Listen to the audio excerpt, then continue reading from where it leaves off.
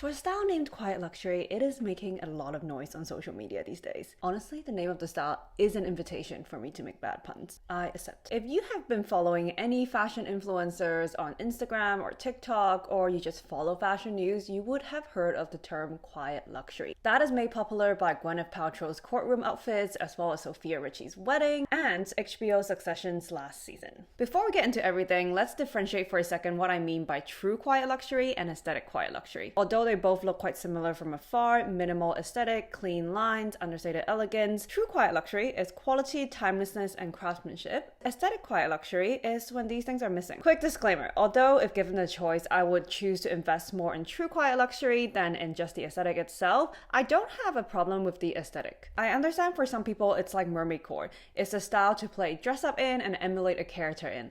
I mean, who doesn't like to pretend to be born into wealth sometimes? Plus, quiet luxury style garments in whatever quality they come in tend to be of a more versatile style and could be worn more often with different outfits. In that sense, quiet luxury style is actually better for the planet than other styles, and I'm a fan of that. This video is also not created as a nasty way to differentiate between who can spend a lot of money on clothes and who's just trying to copy a style. I mean, I can't spend £3,900 on a coat for my courtroom date. I mean, I can't even spend the kind of money to get into a ski accident to star in my own courtroom drama. I'm sharing this as a show of appreciation for the love, craftsmanship, and thoughtfulness that has gone into the creation of some fashion pieces that don't just look good on the eyes, but feel good on the skin and feel good for the wearer. So if we use that standard as a marker for true quiet luxury, we can in fact acquire genuine quiet luxury garments without shelling out all our savings, which I'll talk a little bit more about at the end of the video. Alright, let's just dive right into the signs that help you differentiate between true quiet luxury and aesthetic quiet luxury. Number 1.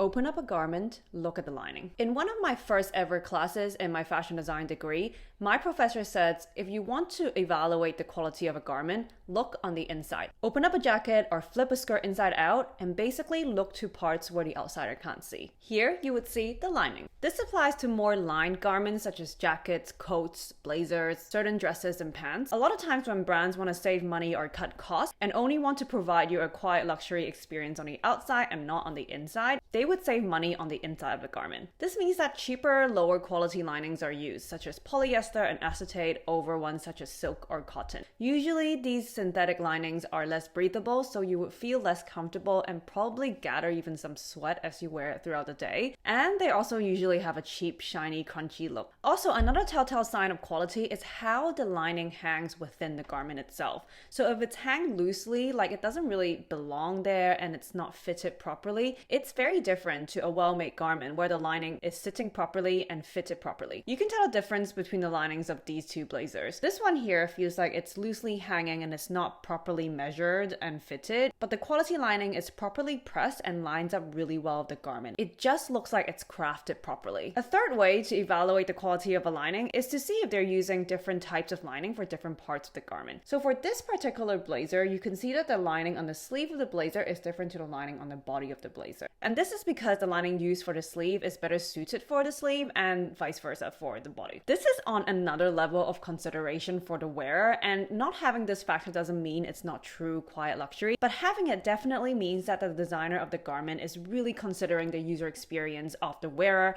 and no corners are cut in the production of the garment. On a counter example, I remember ordering from this brand at one point. I saw this quiet luxury style blazer on their website. This is before quiet luxury is a term, and I loved the style and I saw that a lot of people liked that product. It was also quite low priced, but when I got the garment, I understood why it's lower priced. The lining, it's absolutely crap. It feels cheap and tacky and sticky when I wear it. You know, my sweat is gathering in it. I can't breathe. I feel nauseated. So from the outside, it looks very quiet luxury. On the inside though, it's quiet suffering. An element of true quiet luxury is that it allows the wearer to feel comfortable, enhance confident, and focus on what's important at hand, whether it's work or giving a good testimony. Next, fabric seams and edges. You know how some people are coffee snobs and they could take a sip of their coffee and are like, I can't drink this. In the same vein, I identify as a seam snob. I don't know what coffee snobs detest, but I detest serge seams and edges. And I think true quiet luxury would side with me on this. A serge seam has a distinct zigzag pattern and is one of the cheapest and fastest ways to connect fabrics of a garment. Now listen, I understand it has its place in fashion, like how Greg has his place in the Roy family. I don't have a problem with serge seams on lightweight garments such as jersey tops, t-shirts, tank tops, so on. But they are often the easiest telltale sign kinds of cheaply made garments when they're used on shoulder seams or side seams of pants, dresses, skirts, jackets, and so on. The textbook finishing techniques for these seams should be something like a French seam or a bound seam, but for someone who doesn't want to get too technical, all you need to know is that these seams look way neater and tidier, and you know it when you see it. A serge edge looks really similar to a serge seam, but instead it's used to finish the edges of fabrics. In higher quality garments, the edges of these fabrics are folded and tucked away nicely like a wrapped present. The reason why these neater seams and edge finishing techniques are more proper than serge seams or serge edges is because number one, they make the garment more durable. Number two, it's more comfortable to wear because no zigzag edge is scratching your butt. And number three, it just sparks more joy when you look at them. I just want to take a second to compare the inside seams of these two shirts of very different qualities. Look at the difference in seam finishing on them.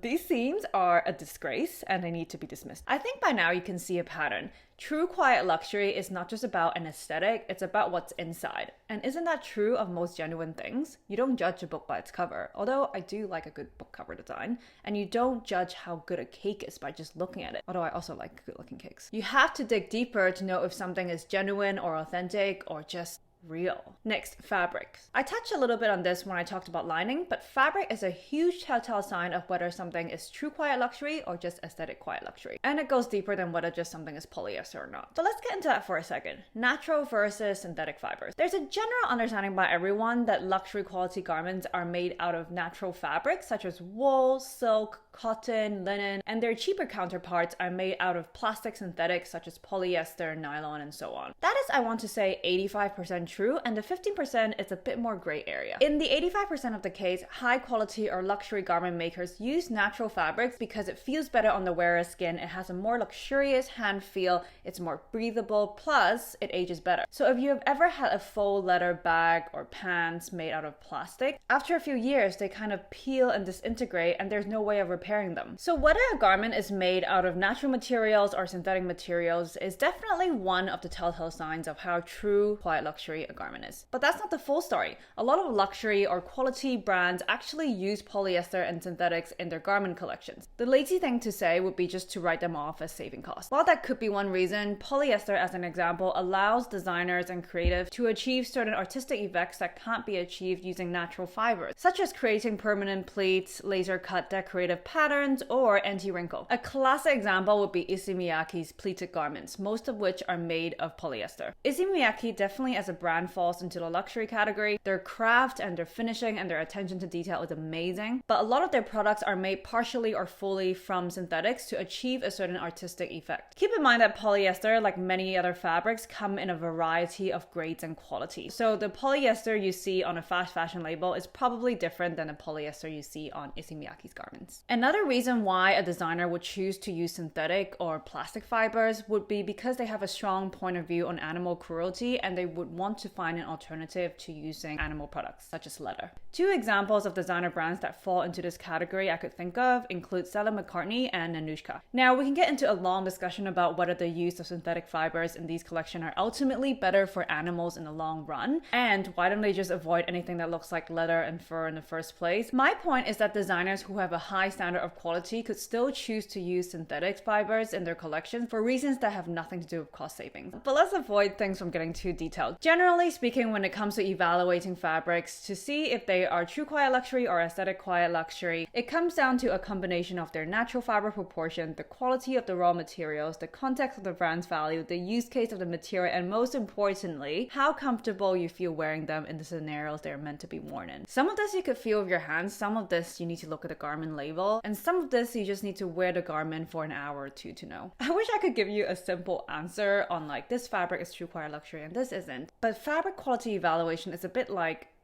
evaluating a figure skating performance. There are some things that are a bit more objective, like how many rotations did she do in her jump, but there are some things that are just subjective, like how artistic is the performance. Last but not least, fit. Coco Chanel once said, look for the woman in the dress. If there's no woman, there's no dress. True quiet luxury is not just about certain garment pieces or a certain style. It is about finding something that suits your body and your style. Something that is ill-fitted would either not look good or feel good in, and likely it's a combination of both. A well-fitted garment will allow you to move freely throughout the day without feeling restrained or like you have to constantly be adjusting something. If you constantly feel the need to fix a garment because it's twisting in the wrong place or slipping down or sliding up or not staying in the right place, place, then the fit is not right for you. This is a really great example of how true quiet luxury is not just about the style of the garment in on itself, but on a specific garment's quality and its suitability to you. Is the length of the sleeve right, or is the shoulder seam where it's intended to be? Does the hem length of a dress suit your body type or your style? True quiet luxury is about attention to these small details and not just about checking off a bucket list of head-to-toe monochrome neutral garments. So lining, seams, fabric, fit. Now the truth is, for a garment to pass those tests of quality, they are not going to be fast fashion prices. But you also do not need to take out a loan to get your hands on some of these true quiet luxury garments. My favorite places to find beautiful quiet luxury garments that I could keep for a long time or resell later at a good price would be luxury consignment websites such as The RealReal, Vestiaire Collective, or Hula. I've linked them all in the description below. I find that quiet luxury garments that are the aesthetic of it, but actually they're poorly made, they always give me a quick fix when I just want to complete an outfit, but they never stay long in my closet, and they're always the first to go when I detox my closet. Every time I open them up and see these serged seams and edges, a tear just rolls down my left cheek. True quiet luxury garments, however, always find a seat in my closet, and even if I have to detox them because I have to downsize or I don't see myself wearing that garment anymore, I can always sell them at a good price at one of the sites I just mentioned. Another way to acquire true quiet luxury garments without breaking the bank is to go to brands who care about quality and craftsmanship without the necessary luxury branding. So examples I could think of are the Frankie Shop, AYR, and Italic, but there are many more, and I encourage you to do your own exploration. Go into shops, order from brands, take a closer look at the garments, try them on and feel them on, and really get in touch with how you feel wearing them, and fine-tune your quiet luxury detector. I find this discussion about quiet luxury so fascinating because for me, true quiet luxury, free from the noise of bold prints and patterns and lace and frills, gives us a chance to pay attention to the garment details that those who know would know. And now you know. These details are rare these days because they are subtle and they can't easily be seen through the lens of social media, and they honestly don't make much financial sense to make. It's like someone making a painting and saying, only you could see it though. Would you still buy it? I guess that's why they say true luxury whispers, because only you the wearer would know about it. That's until someone rips your jacket from you and check your lining, seams, fabric composition, and fit. I want to hear your thoughts on quiet luxury and what it all means to you. If you have any thoughts or questions on what I've shared, feel free to share in the comment section below. I would love to hear them. See you in the next video.